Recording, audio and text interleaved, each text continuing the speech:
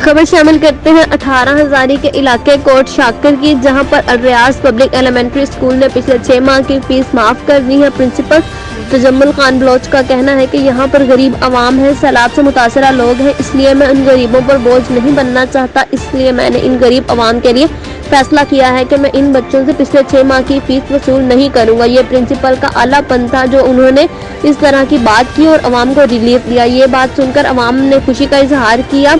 Parents का कहना था कि हमें बहुत दिली खुशी हो रही है कि उन्होंने पिछले 6 माह की फीस वसूल नहीं की, जो कि कुछ स्कूल वाले फीसें वसूल कर रहे हैं। मजीद प्रिंसिपल तजम्मुल खान बलोच का कहना था कि हमने जो खर्चा किया वो अपनी जेब से किया है। रिपोर्ट फराज हुसैन साकी से।